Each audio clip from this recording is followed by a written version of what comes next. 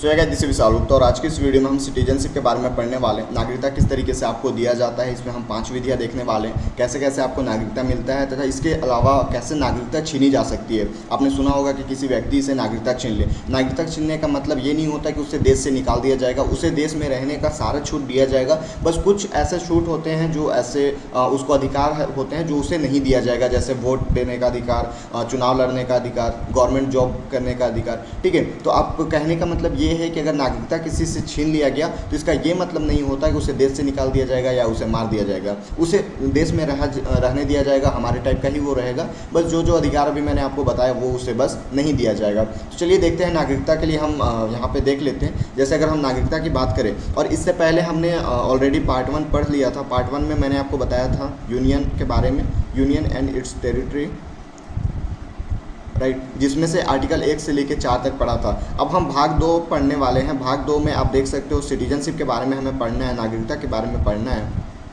और नागरिकता के बारे में अगर हम देखते हैं तो ये आर्टिकल आपको 5 से 11 तक पढ़ना है। मतलब आप अगर पूरे नागरिकता को समझ जाते हो तो 5 से 11 आर्टिकल आपका पूरा कंप्लीट हो जाता है। तो ये नागरिकता, अगर हम नागरिकता की बात करें तो जो पहली बार इसका वर्णन किया था वो अरस्तू ने किया था। तो ये आप याद रखना कि नागरिकता शब्द जो है, नागरिकता वर्ड का जो पहली बार कोई वर्णन किया था तो वो अरस्तू ने किया था। अब यहीं पर हम बात करते हैं कि नागरिकता में हमारे पास ये तो पता चलिए कि 5 से 11 तक है, लेकिन आर्टिकल 5 क्या बोलता है? Citizenship at the commencement of the constitution. मतलब कॉन्स्टिट्यूशन में आपको सिटीजनशिप की बात कही गई है, जो कि आर्टिकल 5 में आपको बोला गया है। अब रही बात सिटीजनशिप की, तो आपको किस तरीके से नागरिकता दिया जाएगा इसकी भी बात होनी चाहिए। तो यहाँ पे आपको 3 तरीके से नागरिकता दिया जा सकता है। या तो आपका जन्म भारत में हुआ हो, राइट, आप भारत के निवासी हो तो आपको नागरिकता दे दी जाएगी। या आपके पेरेंट्स भारत हो, जैसे सपोज ऐसा होता है कि मेरे पेरेंट्स भारतीय हैं लेकिन मैं विदेश में चला गया पढ़ने के लिए या फिर काम के लिए,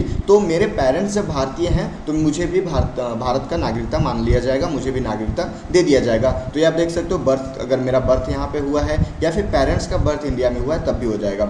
इसके अलावा कॉन्स्टिट्यूशन लागू होने से पहले, जैसे अगर हम नागरिकता की बात करें तो नागरिकता बेसिकली, नागरिकता पे संविधान बनाने वालों ने कोई भी कानून बनाया ही नहीं। ये उस समय के टेम्प्रोरी कानून, उस समय के सिचुएशन को देख के बना दिया गया था और बाद में उससे बोला गया सुप्रीम कोर्ट या फिर पार्लियामेंट, जो कि आगे और भी नागरिकता से रिलेटेड जो भी नियम है उसे बना सकते हैं। तो यहाँ पे रही बात तीसरे की, तो ये कॉन्स्टिट्यूशन जिस दिन लागू हुआ था 26 जनवरी 1950 को लागू हुआ था, जैसा कि आपको पता है। उससे 5 साल पहले से अगर आप भारत में रह रहे हो, क्योंकि बहुत सारे ऐसे लोग थे, एनी बेसेंट भी थी जो कि आयरलैंड की थी और भारत में वो स्वतंत्रता में हमारा बहुत हेल्प की थी। आयरलैंड आपका यूरोप में पड़ता है, वो जब हम वर्ल्ड ज्योग्राफी पढ़ेंगे तो वहाँ पर हम देख लेंगे।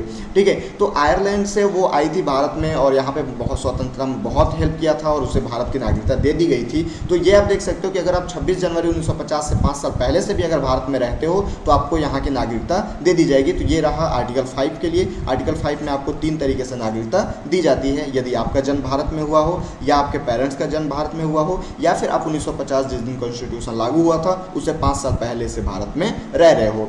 अब आते हैं हम आर्टिकल 6 में। आर्टिकल 6 और आर्टिकल 7 और आर्टिकल 8, ये तीनों अभी के लिए कोई इंपॉर्टेंट नहीं है, बस आप इसको जान लो, इसे याद करने की कोई ज़रूरत नहीं है। इसमें बोला गया है कि जो लोग भारत से, राइट, जो लोग यहाँ पे देख सकते हो, right of citizenship of certain person who have migrate to India from Pakistan, right, जो लोग पाकिस्तान से भारत आए, जैसे ही पाकिस्तान से भारत आ गए, क्योंकि जब हमारा देश आज़ाद हो रहा था और जब पाकिस्तान अलग हो रहा होता तो पाकिस्तान ऐसा नहीं था कि केवल वहाँ पे मुस्लिम लोग ही थे, वहाँ पे बहुत सारे हिंदू लोग भी थे और इवन ऐसे मुस्लिम लोग भी थे जो कि पाकिस्तान में जाना ही नहीं चाहते थे, राइट। तो जो लोग पाकिस्तान से भारत में आना चाहते थे तो अब ऐसे तो आ नहीं सकते।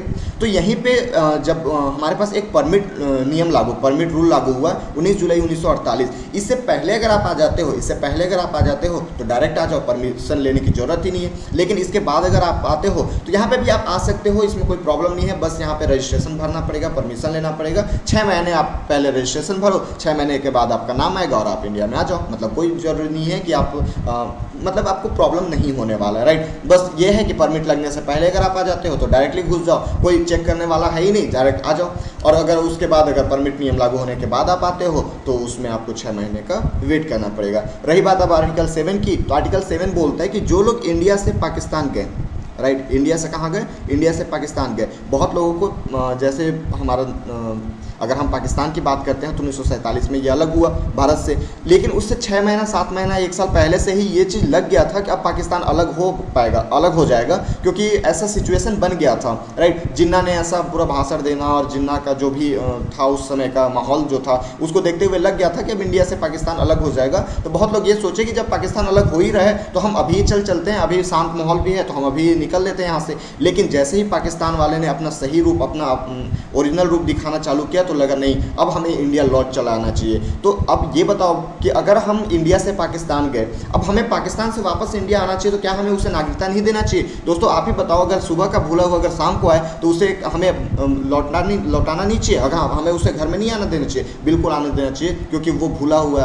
है, भटका हुआ नहीं है, राइट। वो भूला हुआ है, भटका हुआ नहीं है। और इस तरीके से अगर हम बात करते हैं तो इंडिया से जो लोग पाकिस्तान गए और पाकिस्तान से वापस वो इंडिया आना चाहते हैं तो यहाँ पे भी एक परमिट लियम 6 महीने का आपको रजिस्ट्रेशन करना होगा, और रजिस्ट्रेशन के बाद 6 महीने के बाद आपको इंडिया में वापस ला लिया जाएगा।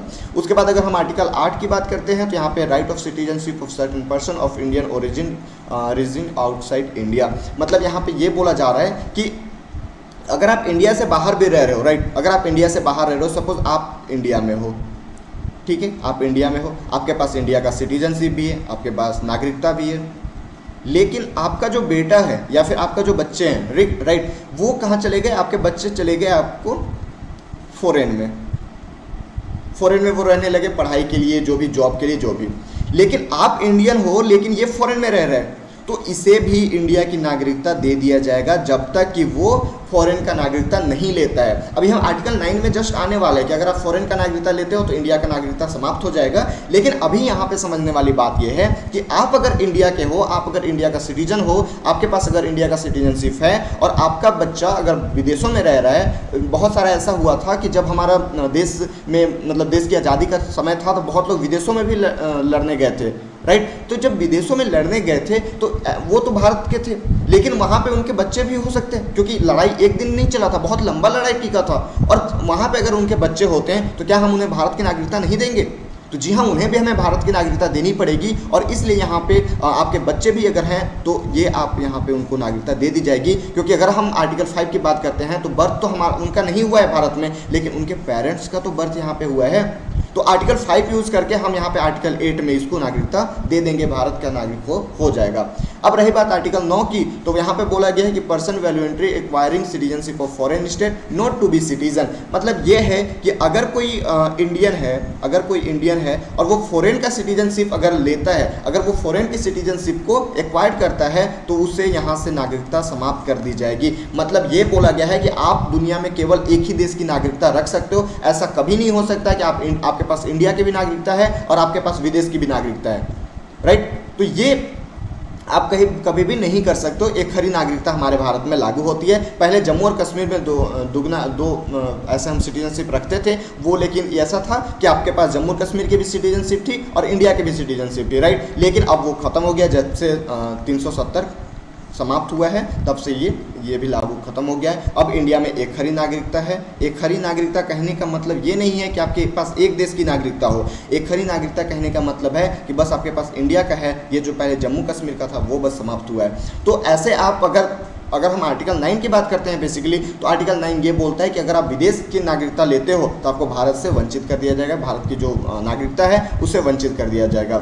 अब यहाँ पे आर्टिकल 10 बोलता है कि आपका नागरिकता बना रहेगा जब तक आप अनकॉन्स्टिट्यूशनल वर्क नहीं कर रहे हो। अनकॉन्स्टिट्यूशनल वर्क कहने का मतलब कि जो भी आपके आर्टिकल, जो भी आपके संविधान में बोला गया है, अगर आप उसके खिलाफ काम करते हो, अब जैसे चाइना से लड़ाई हुआ और आप चाइना जिंदाबाद कर रहे हो, तो आपकी नागरिकता रद्द कर दी जाएगी, ठीक है। मतलब आप जब तक कॉन्स्टिट्यूशन हिसाब से हो, जब तक कॉन्स्टिट्यूशनल वर्क कर रहे हो, तब तक आपकी नागरिकता कोई समाप्त नहीं कर सकता। अगर ऐसा होता, अगर ये हमारे पास आप देख सकते हो आर्टिकल 10 की गहराई को अगर आप समझते हो, बेसिकली हमें यहाँ पे केवल आर्टिकल को पढ़ना नहीं है, उसकी गहराई में जाके समझना है। हमें भीमराव अंबेडकर के माइंडसेट को पढ़ना है। यहाँ पे उन्होंने इसे क्यों लाया।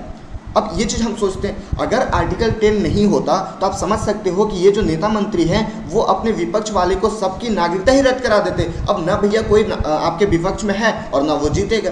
तो इसे देखते हुए हमें आर्टिकल 10 लाना बहुत जरूरी था, राइट। क्योंकि हम जब तक अनकॉन्स्टिट्यूशनल वर्क नहीं कर रहे तब तक हमें कोई हमारी नागरिकता छीन ही नहीं सकती, हम भारत के नागरिक बने रहेंगे। और वहीं पे आर्टिकल 11 बोलता है कि अगर पार्लियामेंट को ऐसा लगा कि सिटीजनशिप को ज़्यादा पावरफुल बनाने के लिए अगर कोई नियम लाना चाहता है तो वो यहाँ पे नियम ला सकता है। और ये जो अगर हम इसकी बात करते हैं सिटीजनशिप कौन देखता है तो ये होम मिनिस्ट्री देखता है। अभी अमित शाह के अंडर में ये होम मिनिस्ट्री है जो कि सिटीजनशिप वहीं से देखा जाता है। अभी आप देख रहे होंगे कि एनआरसी का बहुत बड़ा मुद्दा हुआ था, सीएए का बहुत बड़ा मुद्दा हुआ था, तो ये सारा चीज़ होम मिनिस्ट्री ही देखता है और होम मिनिस्ट्री ही से ही ये जो भी पास होते हैं वो वहीं से होते हैं। तो इस तरीके से एक बार अगर हम रिवाइज करना चाहें, यहाँ पे आप देख सकते हो article 5, article 6, article 7 and article 8, article 9, article 10 और आर्टिकल 11। यहाँ पे आप देख सकते हो ये सिटीजनशिप का है। 5 में बोलता है कि आपको स्टार्टिंग में नागरिकता दिया जाएगा, मतलब आपको जन्म के हिसाब से, आपके पेरेंट्स के जन्म के हिसाब से नागरिकता आपको दे दी जाएगी। 6 में बोल रहा है कि जो भी पाकिस्तान से भारत आए, जो भी पाकिस्तान से भारत आए उसके लिए नागरिकता। उसके बाद यहाँ पे बोल रहा है कि जो इंडिया से पाकिस्तान गए लेकिन फिर पाकिस्तान से इंडिया आना चाहते हैं उसकी नागरिकता। 8 बोल रहा है कि आप अगर इंडियन हो, आपके बच्चे अगर विदेश में भी हैं तो आपको नागरिकता उनके बच्चे को नागरिकता दे दी जाएगी। आर्टिकल 9 बोल रहा है कि अगर आप विदेशी नागरिकता अगर लेते हैं तो आपकी इंडिया की नागरिकता समाप्त कर दी जाएगी। वहीं पर आर्टिकल 10 बोल रहा है कि अगर आप कोई भी अनकॉन्स्टिट्यूशनल वर्क नहीं कर रहे हो तो आपकी नागरिकता बनी रहेगी। आर्टिकल 11 बोल रहा है कि अगर पार्लियामेंट को ऐसा लगा कि इस नागरिकता सिटीजनशिप को अगर ज़्यादा पावरफुल बनाने के लिए कोई अगर उनको लॉ बनाना पड़े, नियम बनाना पड़े तो वो यहाँ पे बना सकती है और इसको होम मिनिस्ट्री देखता है। तो ये रहा बेसिकली हमारे पास आर्टिकल्स। अब यहाँ पे हम देखते हैं कि आर्टिकल किन किन तरीकों से मिल सकता है। जैसे सिटीजनशिप एक्ट 1955 में आया था, बना था, और उसके बाद 1986, 1992, 2003, 2005 इस तरीके से चेंज होते गया। क्योंकि अगर हम यहाँ पे देखें तो एक ही बार में हम कोई भी इतना सही सटीक नियम हम नहीं बना सकते। और क्या आप ऐसा सोचते हो कि 200 साल से हम गुलाम थे और एक ही बार हम आइंस्टीन बन सकते हैं? नहीं। तो यहाँ पे धीरे धीरे ही सुधार होती है। तो किस तरीके से आपको 5 तरीके से मैंने स्टार्टिंग में ही बताया था कि आपको अगर नागरिकता लेनी है किसी देश की तो 5 तरीके से ले सकते हो। भारत की नागरिकता की अगर हम बात करें तो इन 5 तरीकों से आप ले सकते हो, जिसमें पहला है बाई बर्थ, आपका जन्म हो। तो यहाँ पे बाई बर्थ पहला है कि जन्म के आधार पर, लेकिन ये नियम इतना ख़राब था कि और इसमें ऐसा होता था कि आप कोई भी हो, विदेश का भी हो, अगर वो भी भारत में जन्म ले लिया तो उसको भी भारत की नागरिकता मान लिया जाता था। अब यहाँ पे होड़ होना स्टार्ट हो गया, पाकिस्तानी इसका मिसयूज करना स्टार्ट कर दिए। कोई वहाँ से प्रेग्नेंट होकर आया ताजमहल देखने और ताजमहल देखते के साथ हो गया यहाँ पे डिलीवरी और वो भारत का नागरिक हो गया। अब सोचो 1955 में ये नियम लगा था और सरकार को पता चला 1986 में कि इसका मिसयूज हो रहा है। फिर यहाँ पे बोला गया कि उसका जो मदर या फिर फादर कोई इंडियन होना चाहिए तभी हम इसको मानेंगे। उसके बाद 2003 में फिर इसमें संशोधन किया गया और यहाँ पे बोला गया कि माता और पिता में से कोई एक होना चाहिए भारतीय, लेकिन दोनों वैलिड होना चाहिए, दोनों का जो नागरिकता है वो वैलिड होना चाहिए। तो ये रहा पहला बाई बर्थ। उसके बाद बाई डिसेंट, ये वंश के आधार पर, वंश के आधार पर भी हम नागरिकता दे देते हैं। हमें किस आधार पर नागरिकता मिला? मैक्सिमम लोगों, आप जितने भी इस वीडियो को देख रहे हो, आप में मैक्सिमम लोगों का जो नागरिकता मिला है वो वंश के आधार पर ही मिला है। क्योंकि हमारे पिता नागरिक यहाँ के भारत के नागरिक हैं, उनके पिता भारत के नागरिक हैं, उनके पिता भारत के नागरिक हैं। तो इस तरीके से वंश के हिसाब से हमें नागरिकता मिलते चला गया। लेकिन यहाँ पर बात रही कि 1992 में ये बोला गया कि ये जो वंश की गणना होगी वो फादर और मदर किसी में से हो जाएगी, राइट। क्योंकि यहाँ पे केस पहले क्या था कि केवल फादर में था। जब ये बना था, जब ये नियम आया था, सिटीजनशिप एक्ट आया था, तो वो केवल फादर पे था। लेकिन बहुत सारी औरतों ने केस कर दिया कि क्या बच्चे केवल फादर्स के ही होते हैं, मदर्स के नहीं होते। तो इस तरीके से यहाँ पे फिर 1992 में इसमें संविधान संशोधन किया गया और फिर बोला गया कि फादर और मदर किसी के भी हो तो उन्हें नागरिकता दे दी जाएगी। तीसरा है बाई रजिस्ट्रेशन। अब रजिस्ट्रेशन कैसे करके हम करेंगे? तो या तो आप भारत में किसी से विवाह कर लो। सपोज आप विदेश से आए और यहाँ की कोई लड़की आपको बहुत अच्छी लग गई, आप उससे विवाह किए और 7 साल यहाँ पे रह गए तो आपको भी यहाँ पे नागरिकता मिल जाएगी। उसके बाद बाई नेचुरलाइजेशन, नेचुरलाइजेशन बोले तो यहाँ पे या तो आप भारत के कल्चर, साइंटिस्ट वगैरह हो, साइंस में आपकी रुचि हो, इंडियन लैंग्वेज जो कि 22 भाषा है इसमें से किसी एक का जानकार हो, एक कोई भी लैंग्वेज आपको आता हो, या और 10 साल यहाँ पे रहना हो। अब ऐसा नहीं है कि 5 साल रहे और 5 साल में किसी को यहाँ पे नेचुरलाइजेशन हो ही नहीं सकता। मतलब अगर किसी आप बच्चे से, 10 साल से छोटे बच्चे से पूछे कि आप इंडियन हो तो वो भाव में बोल देता है कि हाँ मैं इंडियन हूँ, लेकिन उसे पता ही नहीं चलता कि इंडियन और दूसरे देशों में क्या अंतर होता है। तो यहाँ पे बोला है कि अगर आपको नेचुरलाइजेशन की तरह से अगर सिटीजनशिप लेना है तो या तो आप कल्चर मतलब मतलब आर्ट में और साइंस में रुचि रखते हो, इंडियन लैंग्वेज में से किसी एक भी लैंग्वेज आपको आने चाहिए और 10 साल यहाँ पे रहा हो, तब जाके आपको यहाँ से नागरिकता मिल जाएगी। उसके बाद अगर हम देखते हैं पांचवा, बाई इनकॉर्पोरेशन ऑफ टेरिटरी। अगर यहाँ पे हम देखिए किसी राज्य को हम भारत में मिला लिए, सपोज पाकिस्तान वाले हैं, पाकिस्तान में बलूचिस्तान की अलग मांग होती है, अब मोदी जी वहाँ पे गए, बलूचिस्तान वाले को अलग कर दिया और उन्हें भारत में मिला लिए। पाकिस्तान वाले बुरा मत मानिएगा, ठीक है। लेकिन यहाँ पे अगर हम बात करते हैं कि बलूचिस्तान को अगर हम भारत में मिला लेते हैं तो उन्हें भी तो नागरिकता देनी पड़ेगी ना। जैसे हम अगर हम बात करते हैं सिक्किम, जो कि 1975 में हम भारत में मिलाए थे, जो कि संविधान संशोधन कर किए थे, मैंने आपको बताया था लास्ट वीडियो में। और यहाँ पे अगर हम बात करते हैं तो ये इसको 2A में जोड़ा गया था, आर्टिकल 2A। तो सिक्किम के लोगों को भी तो नागरिकता हमें देनी पड़ेगी, क्योंकि उसे भी हम भारत में ऐड किए हैं। तो इस तरीके से अगर आप किसी दूसरे राज्य को, दूसरे देश को आप भारत में मिलाते हो तो उसे भी नागरिकता देनी पड़ेगी, ठीक है। तो इस तरीके से ये 5 विधि है, 5 विधि से हमें नागरिकता मिलती है। कौन कौन से? पहला by birth, by descent, by registration, by naturalisation, और किसी टेरिटरी को आप भारत में मिला लेते हो। लेकिन यहीं पे बात आती है कि अगर आप कोई इनकॉन्स्टिट्यूशनल वर्क काम करते हो तो यहाँ पे आपकी नागरिकता समाप्त भी कर दी जाएगी। जैसे लॉस ऑफ सिटीजनशिप की अगर हम बात करते हैं तो बाई रिन्यूंसिएशन, मतलब यहाँ पे त्याग करके आप त्याग कर दो। जैसे आर्टिकल 9 देख लो, अगर आप भारत की नागरिकता लिए हो, उसके बाद आप कहीं फॉरेन की भी नागरिकता लेते हो तो यहाँ से आपको त्याग करना पड़ेगा, मतलब भारत की नागरिकता आपका त्याग हो गया। उसके बाद दूसरा है टर्मिनेशन, आपके नागरिकता को टर्मिनेट कर दिया। आप कोई काम कर रहे हो, जैसे चाइना और भारत में युद्ध हो रहा है, आप वहाँ चाइना जिंदाबाद कर रहे हो, चाइना का फेवर में बात कर रहे हो, ठीक है, तो ये यहाँ पे आपको समाप्त कर दिया जाएगा। नागरिकता से वंचित, आप पागल हो गए हो, दिवालिया हो गए, कोई भी आ रहा है, कोई भी मान लो पुतिन आ रहा है और आप पुतिन को ही गाली देना स्टार्ट कर दे रहे हो, तो आपकी नागरिकता वंचित कर दिया जाए ना, क्योंकि पुतिन तो बोलेगा कि ये भारत का नागरिक है और इसने मेरा मिसबिहेव किया, ठीक है। तो इस तरीके से आपकी नागरिकता से वंचित कर दिया जाएगा। तो ये रही बात नागरिकता के बारे में। नागरिकता में सिटीजनशिप एक्ट 1955 में आया था, ये आप याद रखना। हमें अगर हम बात करें अपनी, तो नागरिकता हमें 5 विधियों से नागरिकता देती है और 3 विधियों से नागरिकता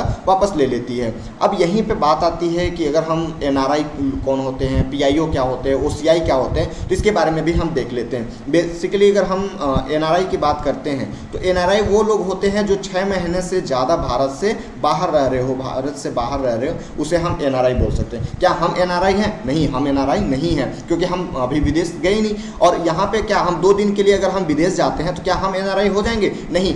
NRI का कहने का मतलब है कि आप 6 महीने से ज़्यादा आप भारत से बाहर हो, तब आप NRI कहोगे। NRI का फुल फॉर्म है नॉन रेसिडेंट इंडिया। इन्हें कुछ कुछ अधिकार दिया जाता है। बेसिकली NRI से ना हमें बहुत फ़ायदा होता है, पता है, क्योंकि वो भारत में रहते नहीं हैं, विदेश में रहते हैं, विदेश में कमाते हैं, विदेश में खाते हैं, और जितना पैसा कमाते हैं डायरेक्टली वो पैसा भारत में भेज देते हैं, ठीक है। मतलब ना हमें उनको खाने पे खर्चा करना है, ना उनके रहने पे खर्चा करना है, कुछ पे हमें खर्चा नहीं हो रहा है, बस वो पैसा हमें भेजते जा रहे हैं, ठीक है। तो यहीं पे भारत की भी कुछ जिम्मेदारी बनती है कि हम उनके लिए कुछ अच्छा काम करें। तो ये भारत सरकार इनके जो इनकम होता है उसको टैक्स फ्री कर दिया है। मतलब आप जितना भी विदेश से कमाओ और वो सारा भारत में अगर भेजते हो तो उस पर हम टैक्स नहीं लेंगे। आपको पता होगा कि हमें 30% टैक्स देना होता है और बहुत सारे अलग अलग टैक्स हमें लगते हैं, राइट। तो ये टैक्स हमें नहीं देना पड़ता है। और रही बात NRI के वोट, क्या वो वोट दे सकते हैं? तो जी हाँ, वो वोट दे सकते हैं। उनके वोट को प्रॉक्सी वोट कहते हैं, राइट। और अब रही बात ये कि अगर हम जो हमारा SBI में, सेंट्रल बैंक में, कैनरा बैंक में, लाइक जो भी बैंक है उसमें अकाउंट रहता है तो हमें तो टैक्स देना पड़ता है। लेकिन जब इन्हें NRI को टैक्स नहीं देना पड़ता है तो उनके लिए तो कोई अलग अलग बैंक अकाउंट भी होगा, तो उसके बारे में हम जब भी जस्ट बात करने वाले हैं। लेकिन उससे पहले हम PIO के बारे में बात कर लेते हैं। PIO person of Indian origin, इसको अभी समाप्त कर दिया गया है। इसमें कुछ खराबियाँ थी, राइट। भारत सरकार को लगा ये PIO देने का जो मेन मकसद था, क्योंकि यार देखो, जो भी विदेश जाता है, भारत से अगर विदेश जा रहा है, मतलब सीधी सी बात है कि वो अच्छा खासा कमाने, पढ़ा लिखा है, अच्छा खासा पैसे वाला कमाने वाला है, ठीक है। तो अब उन्हें भारत लाओ, क्योंकि अगर उन्हें भारत लाओगे तो वो अच्छा खासा पैसा देगा। अगर वो केवल टूरिस्ट बन के भी अगर घूमने के उद्देश्य से भी आ रहा है तो भारत का ही फायदा है। तो उन्हें भारत बुलाने के लिए इनको PIO दिया जाता था, जो कि 2015 में इसको समाप्त कर दिया गया है। लेकिन इसकी खराबी ये थी कि हर एक 6 महीने आपको कोई रोक टोक नहीं था, आप भारत आओ, घूमो, हमारे तरह ही रहो। लेकिन आपको हर एक 6 महीने में आपको क्या होना पड़ेगा, किसी एक अधिकारी के पास जाके बताना पड़ेगा कि हम यहाँ पे अभी रह रहे हैं, राइट। उसको हम FRRO बोलते थे, फॉरेन रीजनल रजिस्ट्रेशन ऑफिस। इस ऑफिस में जाके आपको बताना पड़ेगा कि हाँ सर, मैं अभी इस राज्य में हूँ, उस पर्पज से हूँ, मैं अभी ये काम कर रहा हूँ। ठीक है। लेकिन जो भी विदेश वाले थे उनको 6 महीने में बार बार FRRO ऑफिस जाना पड़ता था, उनको बहुत प्रॉब्लम होता था, इसलिए इसको समाप्त कर दिया गया और इसके जगह पे OCI लाया गया, ओवरसीज सिटीजनशिप ऑफ इंडिया। ये लेकिन इसमें ये प्रॉब्लम है कि ये पाकिस्तानियों और बांग्लादेशियों को नहीं मिल सकता, क्योंकि ये इसका मिसयूज़ कर सकते थे। क्योंकि यहाँ पे बोला गया है कि आप अगर विदेश से आते हो आप हमारी तरह ही रहो, लेकिन यहाँ पे पाकिस्तानी और बांग्लादेशी को बस ये नहीं दिया गया है। इसे 2005 में लाया गया था। इनके लिए वीज़ा की ज़रूरत नहीं होती, FRRO में जाने के, ऑफिस में जाने की भी ज़रूरत नहीं होती है। तो ये रहा NRI, PIO और OCI के बारे में। अब मैंने अभी आपको जो थोड़ी देर पहले बताया था कि जो NRI है उनके इनकम पे टैक्स नहीं लगता, तो इनके टैक्स के लिए कुछ अलग अलग बैंक अकाउंट्स होते होंगे। तो इसके लिए हम देखते हैं the foreign exchange management act 1999 में लाया गया, फेमा एक्ट के नाम से इसको जानते हैं, राइट। फेमा एक्ट जो कि 1999 में, ये चीज़ आप याद रखोगे। यहाँ पे है इनको 3 तरीके से बैंक यहाँ पे देख सकते हो, NRO बैंक, NRE अकाउंट और FCNR अकाउंट। सबसे पहले हम NRO अकाउंट के बारे में देखते हैं। NRO अकाउंट वैसा है नॉन रेजिडेंट ऑर्डिनरी अकाउंट, इसमें इंडिया और फॉरेन दोनों के पैसों को आप रख सकते हो। अब रही बात हम अगर NRI पे बात करते हैं, तो NRI पे बोला गया था कि केवल आपके विदेश वाले पैसे पे ही हम टैक्स नहीं लेंगे। आप ऐसा तो थोड़ी बोले हैं कि हम इंडिया वाले पैसे पे टैक्स नहीं लेंगे। तो यहाँ पे प्रॉब्लम ये हो जाता था कि अगर आप NRO अकाउंट खोलते हो, NRO अकाउंट अगर आप चलाते हो, तो यहाँ पे आपको टैक्स देना पड़ता था। अब भैया ये बताओ कि जो NRI को फ़ायदा मिल रहा था, यहाँ पे इसको फ़ायदा नहीं मिल पाएगा, इसीलिए मैक्सिमम जो NRI होते हैं इस अकाउंट को प्रेफर नहीं करते हैं। अब यहीं पर रही NRE अकाउंट की, तो NRE account non resident external account, ठीक है। यहाँ केवल फॉरेन इनकम टैक्स ही रख सकते हो और इस पर टैक्स नहीं लग सकता, राइट। यहाँ पे केवल फॉरेन का जो इनकम होता है उसे रखते हैं और यहाँ पे टैक्स नहीं लगता। मैक्सिमम जो NRI लोग हैं इसी अकाउंट को प्रेफर करते हैं। इसके बाद तीसरा आया FCNR अकाउंट। FCNR अकाउंट क्या होता है? Foreign currency non resident account. इसमें करेंसी सेम होता है। अब मैक्सिमम हम बात करते हैं, अगर हम NRO और NRE की बात करते हैं, तो जैसे ही आप विदेश से पैसा डालो, राइट, विदेश से पैसा आपने डाला, ये विदेश का पैसा है, ये NRE अकाउंट है, यहाँ डाला, तो यहाँ से डॉलर आप लाए, रियाल लाए, जो भी है, अलग अलग देशों में जो भी देश से आप डाल रहे हो वहाँ का करेंसी होगा, और जैसे ही आप इंडिया में आप उसको भेजते हो तो वो इंडियन करेंसी में ट्रांसफ़र हो जाता था डायरेक्टली, राइट। ये जो हम NRO और NRE में, तो जो कि प्रॉब्लम होता था ना, बहुत ऐसे भारत से बाहर रह रहे लोग हैं जो कि इंटरनेशनल जो भी एक्सचेंज करते हैं, वहाँ पे बिजनेस करते हैं, तो उनको जो भी, अगर हम उनके पैसे की बात करें, करेंसी की बात करें, तो विदेशों में ज़्यादा डॉलर चलता है, तो उनको बहुत प्रॉब्लम होता था। इसलिए FCNR अकाउंट लाया गया था। इसमें करेंसी सेम होता है। अगर आप डॉलर में पैसा डालते हो तो यहाँ पे भी आपको डॉलर में ही दिखेगा, अगर आप रियाद में डालते हो तो यहाँ पे भी रियाद में ही दिखेगा, अगर आप रुपये में डालते हो तो रुपये में ही दिखेगा। तो इस तरीके से यहाँ पे 3 अकाउंट के बारे में हमने देखा, और ये बेसिकली पूरा ओवरऑल सिटीजनशिप के बारे में आज की इस वीडियो में हमने पढ़ा। अगले वीडियो में हम पार्ट 3 पे चलेंगे, फंडामेंटल राइट्स, जो कि बहुत इंपॉर्टेंट है। हर एक इंसान को, हम अपने आप को लोकतंत्र क्यों बोलते हैं? लोकतंत्र हम इसलिए बोलते हैं क्योंकि हमारे पास कुछ राइट्स हैं, हमारे पास कुछ अधिकार हैं, जिसे हम फंडामेंटल राइट्स बोलते हैं, राइट। तो अगर हमारे पास फंडामेंटल राइट्स ही नहीं होगा तो फिर हम लोकतंत्र का भी कोई मायने नहीं हो पाएगा हमारे जीवन में। तो इस तरीके से आप देख सकते हो हमारा आज जो पार्ट 1 की अगर हम बात करें, भाग 1, तो ये भी हमारा कंप्लीट हो गया। अगर हम पार्ट 2 की बात करें तो ये भी हमारा कंप्लीट हो गया। मतलब हम आर्टिकल 1 से लेके 11 तक कंप्लीट कर दिए। अब फंडामेंटल राइट्स में हम 12 से लेके 35 तक कंप्लीट कर देंगे। उसके बाद फिर हम DPSP और उसके बाद फिर यूनियन पे चलेंगे, राइट। आई होप आज का वीडियो आपको समझ में आया होगा। मिलते हैं नेक्स्ट वीडियो में, तब तक के लिए जय हिंद।